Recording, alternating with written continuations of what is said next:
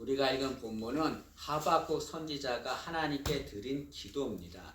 오늘 2절 말씀에 보면 하박국 선지자는 주께 대한 소문을 듣고 놀랐습니다 라고 말합니다.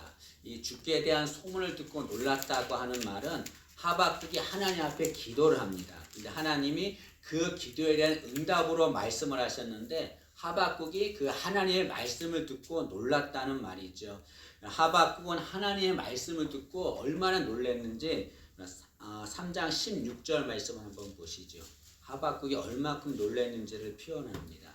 3장 16절 보시면 내가 하나님의 말씀을 들었으므로 내 창자가 흔들렸고 그 목소리로 말미암아 내 입술이 떨렸도다. 무리가 우리를 치러 올라오는 것 환난 날을 내가 기다림으로 썩이는 것이 내 뼈에 들어왔으며 내 몸은 내 처소에서 떨리는도다. 얼마큼 하나님 말씀을 듣고 놀랐냐면 내 창자가 흔들리고 입술이 떨릴 만큼 그렇게 놀랐다라고 말합니다. 하박국 선지자는 하나님께서 하신 말씀을 듣고 놀랐습니다.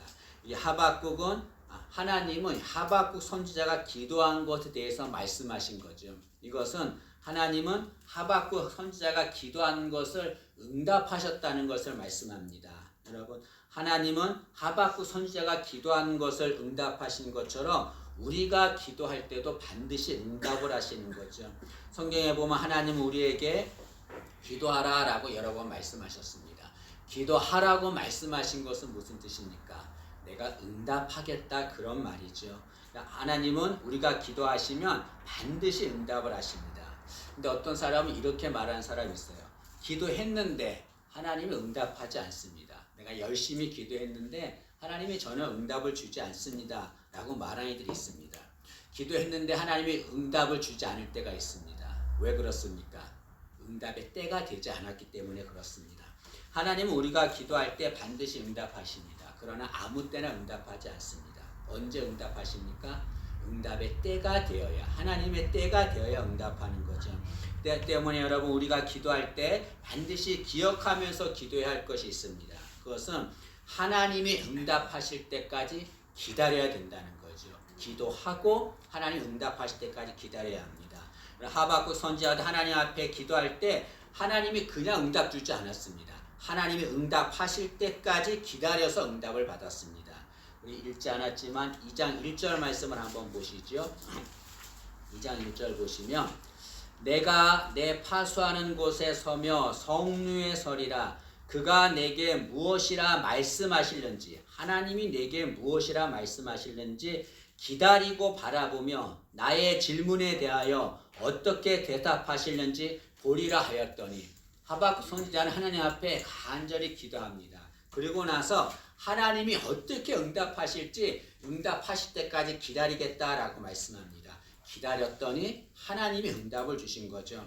여러분, 우리도 하나님 앞에 문제를 놓고 간절히 기도하면 하나님이 응답을 주십니다. 그러나 하나님 앞에 기도할 때 우리가 꼭 잊지 말아야 될 것은 하나님이 응답하실 때까지 기다려야 된다는 거죠. 하나님은 우리 때가 아니라 하나님의 때에 응답을 주십니다. 왜 하나님은 우리 때가 아니라 하나님의 때에 응답을 주십니까? 그것은 하나님의 때가 가장 나에게 유익하기 때문에 그렇습니다. 우리는 생각할 때 이걸 기도해서 하나님이 당장 이걸 들어주면 나에게 유익이 될 것이고 나에게 기쁨이 될 것이라 생각하지만 그렇지 않습니다. 하나님 보시기에 가장 유익한 때에 응답을 주거든요. 때문에 여러분, 지금 응답이 없어도 절대로 조급할 필요 없습니다. 조급하지 말고 끝까지 하나님이 가장 선한 때에 응답 주심을 믿고 기다리는 우리 되기를 진심으로 소망합니다. 하박국 선지자는 하나님 앞에 문제를 놓고 간절히 기도했습니다. 그래서 하나님 말씀하시고 하박국 선지자는 그 말씀을 듣고 놀랐다라고 말합니다. 그러면 하나님이 어떤 말씀을 하셨기에 하박국 선지자는 놀랐습니까? 그것은 하나님이 악인을 심판하신다고 하는 그 말씀을 듣고 하박국 선지자는 놀랐습니다. 여러분, 이 당시에 이스라엘은 악한 나라인 바벨론에게 고통을 당하고 있었습니다. 이스라엘 백성은 선민이에요. 선민인데 바벨론에게 고통을 당하고 있습니다. 그런데 이스라엘 백성들에게 고통을 주는 그 악한 바벨론은 계속 번성하고 있습니다. 그래서 번성하고 부강한 나라가 되고 있습니다. 그 모습을 보면 하박국 선지자가 하나님 앞에 기도하는 거죠. 하나님이 택한 선민인 이스라엘 백성은 이렇게 고통을 당하는데 그 악한 바벨론은 번성하고 있습니다. 그 악한 바벨론이 번성하는데 그 번성하는 것을 왜 방관하고 있습니까? 악한 바벨론을 물리쳐야 되지 않습니까? 라고 하나님 앞에 기도합니다. 우리 1장 13절 말씀을 한번 보시죠. 1장 13절 보시면 하박국 선지자가 기도하는 겁니다. 주께서는 눈이 정결하심으로 악을 참아 보지 못하시며 폐역을 참아 보지 못하시거늘 어찌하여 거짓된 자들을 방관하시며 악한 바벨론을 말합니다. 그들이 악한 일 하는 걸 방관하시며 악인이 자기보다 의로운 사람을 삼키는데도 잠잠하시나이까 라고 말합니다. 하박국 선지자가 악한 바벨론이 이렇게 번성하는데 하나님 왜 잠잠하십니까? 왜 방관하십니까? 라고 묻습니다. 그 기도를 듣고 하나님이 대답하시는 거죠. 아니다. 내가 악한 바벨론을 반드시 심판하실 것이다 라고 말씀합니다. 그것이 2장 12절과 13절에 나옵니다. 그리고 나서 내가 악한 바벨론을 반드시 심판할 것이고 그 심판하는 것을 온 세상이 다 볼 것이다. 그리고 내가 그렇게 했다고 많은 사람들이 인정할 것이다. 그때 나를 하나님으로 인정할 것이다 라고 말씀합니다.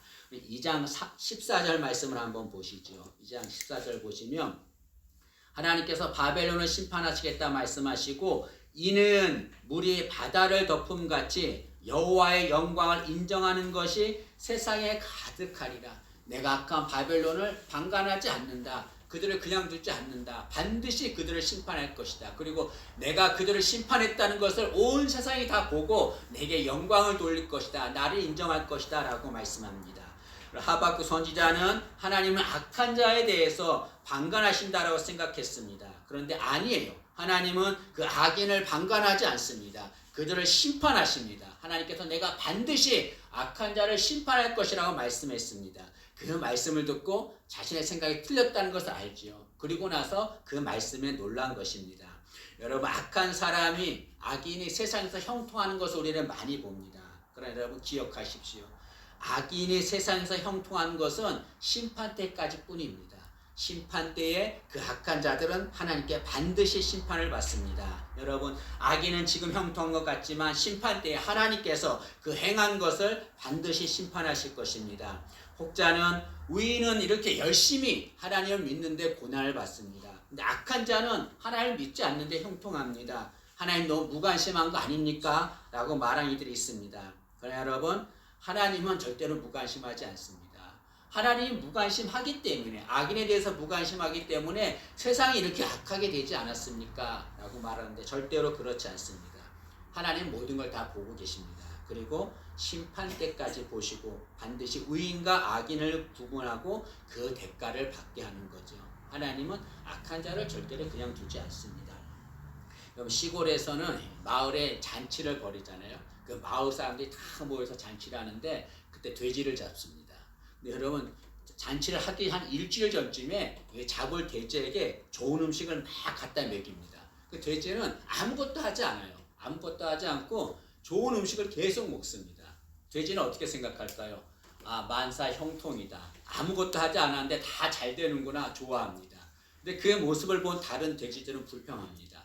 왜 똑같은 돼지인데 저 돼지는 아무것도 하지 않는데 저렇게 좋은 것 주고 잘 되게 하는가? 왜 우리는 좋은 것 주지 않는가? 라고 불평합니다. 그러나 여러분, 일주일이 지나면 잔칫날 되면 어떤 일이 납니까?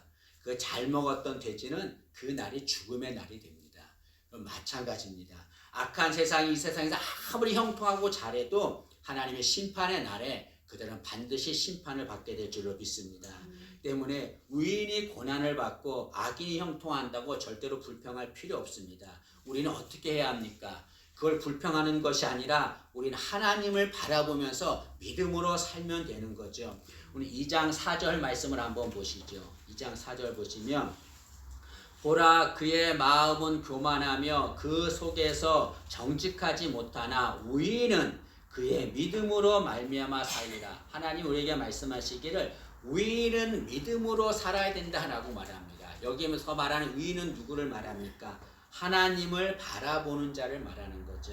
여러분, 악인이 형통한다고 그거 바라보고 불평할 필요 없습니다. 부러워할 필요 없습니다. 우리는 하나님이 그들을 심판하실 것이니까 우리가 할 일은 끝까지 어떤 상황에서도 하나님을 바라보면서 믿음으로 살아야 합니다. 그것이 신앙의 자세라고 할 수 있습니다. 악인이 형통하는 거 부러워하지 말고 하나님만 바라보며 믿음으로 사는 우리 되기를 진심으로 소망합니다. 그리고 나서 하박국 선지자는 하나님께서 악인을 심판하신다고 하는 말씀을 듣습니다. 그리고 나서 하박국 선지자가 뭐라고 말하냐면 주의 일을 수년 내에 부응하게 해 주옵소서라고 기도합니다. 여러분, 성경에서 부응이라고 하는 단어가 딱 한 번 나옵니다. 어디 나올까요? 본문에 나옵니다. 부응이란 말이 딱 한 번 나오는데 본문에 나오는 말입니다. 근데 여러분, 여기 부응이라고 하는 말을 부응하게 하옵소서라고 하는 이 말을 어떤 사람은 오해를 해서 이 부응하게 하옵소서를 외형적으로 커지는 것으로 생각합니다. 그래서 어느 교회에서 전도를 할 때 전도 표어로 부응하게 하옵소서 그 표를 냅니다. 거기하고 그 말하고 상관이 없는 겁니다. 여기 본문에서 부응하게 하옵소서라고 하는 말은 외형적으로 커지게 해주세요. 사람 숫자가 많아지게 해주세요. 그거하고 그 부응하고는 전혀 상관이 없는 말이죠. 여기 하박국 선지자가 부응하게 하옵소서라고 하는 말은 무슨 뜻입니까? 두 가지 뜻입니다. 하나는 이루어 주옵소서라고 하는 뜻입니다. 여러분, 하나님은 하박국 선지자에게 악인을 심판하시겠다라고 말씀했습니다. 그 말씀을 듣고 하박국 선지자가 부응하게 하옵소서라고 기도합니다. 뜻이 무엇입니까? 하나님이 악인을 심판하시겠다고 하셨으니 악인을 심판하시겠다는 것을 빨리 이루어 주옵소서, 빨리 악한 자를 심판해 주옵소서라고 하는 말이죠. 하박국 선지자는 하나님 하신 말씀을 이루어 주옵소서라는 말로 부응하게 하옵소서라고 말한 겁니다. 여러분, 여기에 보면 하박국 선지자가 나의 일을 부응하게 하옵소서라고 말하지 않았습니다. 주의 일을 부응하게 하옵소서라고 말씀했습니다. 주의 일은 무엇을 말합니까? 주의 뜻을 말하는 거죠. 그래서 주의 일을 부응하게 하옵소서라고 하는 말은 하나님의 뜻을 이루어 주옵소서 그런 말입니다. 하박국 선지자는 자신의 뜻이 아니라 하나님의 뜻이 이루어지기를 원한 거죠. 하나님께서 악한 자를 심판하시는 것, 그것이 하나님의 뜻인데 그 하나님의 뜻을 이루어 주옵소서라고 기도한 겁니다. 하박국 선지자는 자신의 뜻에는 관심이 없고 하나님의 뜻이 이루어지기를 간절히 원했습니다. 여러분, 우리도 하박국 선지자처럼 하나님의 뜻이 이루어지기를 간절히 소망해야 합니다. 하나님의 뜻을 이루며 사는 자가 되어야 합니다. 여러분, 우리 인생에 하나님의 뜻이 이루어져야 합니다. 우리 가정도 우리 교회도 하나님의 뜻이 이루어져야 합니다. 예수님께서 제자들에게 주기도문을 가르쳐 주셨습니다. 그때 이렇게 기도하라고 가르쳤습니다. 마태복음 6장 10절에 뜻이 하늘에서 이루어진 것 같이 땅에서도 이루어지이다. 예수님께서는 제자들에게 뜻이 하늘에서 이루어진 것처럼 땅에서 이루어지게 기도하라고 말합니다. 하나님의 뜻이 하늘에 있는 뜻이 이 땅에 이루어지도록 우리 인생, 우리 가정, 우리 교회에 이루어지도록 그렇게 기도하고 그렇게 살라고 말씀하는 거죠. 여러분, 우리는 하나님의 영광되는 삶을 살기를 원합니다. 그래서 하나님의 영광을 위해서 많은 노력을 하죠. 여러분, 하나님의 영광되는 삶을 살려면 어떻게 해야 합니까? 하나님의 뜻을 이루며 살아야 합니다. 그래야 하나님께 영광이 되는 삶을 살 수 있습니다. 간혹 자신의 뜻으로 무엇을 이룬 사람이 있습니다. 그리고 하나님께 영광을 돌린다라고 말하는 게 있습니다. 그것은 자신이 영광을 받는 겁니다. 하나님의 영광하고는 전혀 상관이 없는 겁니다. 자신의 뜻을 가지고 이룬 것은 하나님의 영광하고 상관이 없는 거예요. 하나님의 영광은 하나님의 뜻을 이루어 드리는 것이 하나님의 영광입니다. 근데 간혹 하나님의 뜻을 이루며 살았는데도 세상이 보기에 실패할 때가 많이 있습니다. 열심히 했는데 하나님의 뜻을 이루며 살았는데 실패할 때가 많습니다. 예를 들어서 열심을 다하여 사역을 했는데 교회가 부흥되지 않아요. 열심히 해외에 나가서 복음을 전했는데 선교사들이 복음을 전했는데 복음의 열매가 맺어지지 않습니다. 세상 사람들 보기에는 실패했다고 생각합니다. 그리고 자신도 나는 실패했구나, 하나님의 영광되는 삶을 살지 못했구나라고 비관할 때가 있습니다. 여러분, 그렇지 않습니다. 여러분 비록 실패했다 할지라도 하나님의 뜻을 이루며 살았으면 그것이 하나님이 영광을 받게 될 줄로 믿습니다. 여러분 세상은 결과만을 봅니다. 그러나 하나님은 결과를 보지 않아요. 무엇을 보십니까? 과정을 보시는 거죠. 우리는 결과가 아니라 우리의 과정이 하나님의 뜻을 이루는 삶을 살았는가, 그 과정을 소중히 여기며 하나님의 뜻을 이루며 사는 자가 되어야 될 줄로 믿습니다. 그럴 때 하나님이 영광을 받으시는 거죠. 우리는 하나님의 뜻을 이루며 살아야 합니다. 그런데 하나님의 뜻을 이루며 살기 위해서 해야 할 것이 있습니다. 이거 하지 않으면 하나님의 뜻을 이루며 살지 못합니다.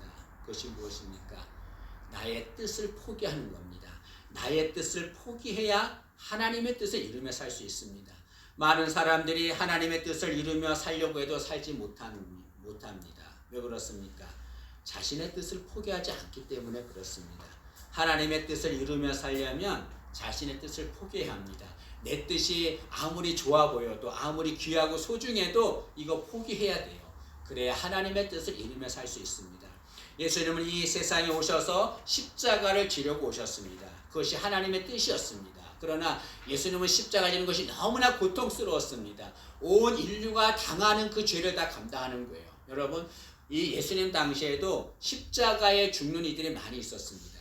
그들은 십자가에 죽었어요. 근데 예수님은 십자가 지러 오셨는데도 십자가에 죽는 것이 너무나 고통스러워서 십자가 지지 않게 해달라고 기도했습니다. 어떤 사람은 예수님 너무 좀 초라하지 않는가, 어떻게 그렇게 할 수 있는가라고 생각하는데, 예수님이 십자가에 달려 죽는 거는 그 고통은 우리가 인간이 당하는 고통과 다릅니다. 여러분, 얘가 대개 상태인데요, 제가 이 진공 상태가 되면 어떻게 됩니까? 모든 것이 어째 다 빨려 들어옵니다. 예수님이 십자가에 달려 죽으셨다고 하는 것은 온 인류의 죄를 다 받은 거예요. 다 예수님한테 다 빨려 들어오는 겁니다. 온 인류의 죄를 예수님 홀로 담당하는 겁니다. 너무나 고통스러운 거죠. 그래서 예수님은 이 십자가를 지지 않게 해달라고 하나님 앞에 간절히 기도합니다. 나의 뜻은 십자가를 지지 않는 것입니다. 그러나 예수님은 다시 자신의 뜻을 포기합니다. 그리고 하나님의 뜻을 따라 십자가를 지십니다. 누가복음 22장 42절에 예수님께서 이렇게 기도합니다. 이르시되 아버지여, 만일 아버지의 뜻이거든 이 잔을 내게서 옮기시옵소서. 그러나 내 원대로 마시옵고 아버지의 원대로 되기를 원하나이다. 인류를 위해 당하는 그 십자가 너무나 고통스러워서 예수님이 하나님 앞에 이 잔을 내게서 옮겨주세요. 십자가 지지 않게 해주세요. 너무나 고통스럽습니다. 예수님의 뜻이었습니다. 그러나 예수님은 그 뜻을 포기합니다. 그리고 하나님의 뜻을 따라 십자가를 집니다. 그로 인해서 온 인류가 구원을 받게 되는 거죠. 여러분, 우리는 하나님의 뜻을 이루며 살아야 합니다. 어떻게 하면 하나님의 뜻을 이루며 살 수 있습니까? 나의 뜻을 포기하는 겁니다. 예수님께서 당신의 뜻을 포기하시고 십자가를 지신 것처럼 우리도 우리의 뜻을 포기하고 하나님의 뜻을 이루며 사는 우리 되기를 진심으로 소망합니다. 그 다음에 하박국 선지자가 이 부응하게 하옵소서라고 하는 것은 살려주옵소서라고 하는 뜻입니다. 여기서 말하는 부응은 히브리어로 하야라고 하는데 그 뜻은 살린다라고 하는 뜻입니다. 그래서 부응하게 하옵소서라는 말은 살려주옵소서라는 말입니다. 왜 하박국 선지자가 이렇게 기도했냐면 이 당시 유대 민족은 하나님 앞에 범죄했습니다. 그로 인해서 하나님께서 그 유대 민족을 멸망시키겠다. 바벨론을 도구로 사용해서 그 유대 민족을 멸망시키겠다라고 말씀합니다. 그러자 그 말을 들은 하박국 선지자가 하나님 앞에 기도하는 거죠. 하나님, 우리가 잘못했습니다. 우리가 범죄했습니다. 그러나 하나님, 우리 유대 민족을 살려주옵소서라고 하나님 앞에 간절히 기도하는 거죠. 그럼 우리도 살아갈 때 우리 인생에 죽을 것 같은 어려움을 당할 때가 있습니다. 우리 가정에도 어려움 당할 때가 있고 우리 모든 삶에서 죽을 것 같은 어려움을 당할 때가 있습니다. 그럴 때 우리를 살릴 수 있는 것은 무엇입니까? 물질이 우리를 살립니까? 정치가 우리를 살립니까? 절대로 그렇지 않습니다. 우리가 어려움 당할 때 우리를 살릴 수 있는 분은 오직 하나님뿐입니다. 때문에 어려움 당할 때에 하박국 선지자처럼 우리는 기도해야 합니다. 하나님, 살려주옵소서. 내가 지금 어려움 당하고 있습니다. 하나님만이 나를 살릴 수 있습니다. 나를 살려주옵소서. 하나님 앞에 도움을 구해야 될 줄로 믿습니다. 여러분, 우리가 하나님 앞에 살려달라고 도움을 구하면 하나님은 언제든지 우리를 살려주십니다. 왜 그렇습니까? 하나님은 궁일이 크신 분이기 때문에 그렇습니다. 오늘 2절 끝에 보시면 하박국 선지자가 뭐라고 말하냐면 진노 중에라도 궁유를 잊지 마옵소서라고 기도합니다. 하박국 선지자는 하나님의 궁유를 유지합니다. 하나님, 우리 유대민족이 잘못했습니다. 범죄했습니다. 죽어 마땅합니다. 그러나 우리를 살려주옵소서. 우리가 지은 죄보다 하나님의 궁율이 더 크십니다. 그 크신 궁율로 우리를 살려주옵소서라고 하나님 앞에 기도하는 거죠. 여기에 본문에 나오는 궁율은 히브리어로 레헴이라고 하는데 그 뜻은 어머니의 자궁입니다. 여러분, 자궁은 어머니의 사랑을 말합니다. 여러분, 아기는 어머니 뱃속에 자궁 속에 있습니다. 그 안에 있을 때 그 아기는 보호를 받고 안전하게 살 수 있는 거죠. 마찬가지로 우리도 하나님의 궁유를 받으면 아무리 어려움을 당한다 할지라도 하나님이 우리를 살려줄 줄로 믿습니다. 우리는 범죄하여 하나님의 진노를 받아 마땅한 자들입니다. 그런 우리가 구원을 받았습니다. 어떻게 구원을 받았습니까? 하나님이 궁유를 베푸셨기 때문에 그렇습니다. 에베소서 2장 4절과 5절입니다. 궁율이 풍성하신 하나님이 우리를 사랑하신 그 큰 사랑을 인하여 허물로 죽은 우리를 그리스도와 함께 살리셨고 라고 말합니다. 우리는 죽어 마땅하지만 하나님께서 우리를 살리셨습니다. 무엇으로 살렸습니까? 궁율이 풍성하신 하나님, 하나님이 크신 궁율로 우리를 살리셨다라고 말씀하고 있습니다. 이처럼 하나님의 크신 궁율은 우리를 살립니다. 여러분 때문에 어려움 당할 때 그 어려움 때문에 좌절하거나 절망하지 마십시오. 앞이 보이지 않고 캄캄할 때가 있습니다. 그것 때문에 절망하지 마세요. 그 어려움보다 더 크신 하나님의 궁율이 있습니다. 그 궁율을 의지해야 합니다. 그러면 하나님께서 우리를 살려줄 줄로 믿습니다. 어떤 어려움보다 크신 하나님의 궁율, 어떤 문제보다 크신 하나님의 궁율, 그 궁율을 의지하고 하나님께 도움을 구해서 하나님의 도움받는 우리 되기를 진심으로 소망합니다. 아멘. 말씀을 마치겠습니다. 하박국 선지자는 하나님 앞에 간절하게 부응하게 하옵소서라고 기도했습니다. 그것은 하나님의 뜻을 이루며 살게 해주세요라고 하는 말이고 어려움에서 우리를 살려주세요라고 하는 말입니다. 우리도 이 하박국 선지자처럼 어떤 상황이 있을 때 이 기도하기를 원합니다. 늘 하나님의 뜻을 이루며 살고 어려울 때에 하나님의 궁유를 유지해서 하나님께 도움을 받으며 사는 우리 되기를 진심으로 소망합니다. 기도하겠습니다. 하나님, 은혜를 감사합니다. 하박국 선지자가 하나님 부응하게 하옵소서라고 간절히 기도하는 것처럼 우리도 그런 기도를 할 수 있게 도와주옵소서. 늘 하나님의 뜻을 이루며 살게 하시고 어떤 어려움이 있다 할지라도 그 어려움보다 크신 하나님의 궁유를 유지해서 다시 도움을 받으며 사는 저희들 되게 도와주옵소서. 감사드리며 예수님의 이름으로 기도합니다. 아멘.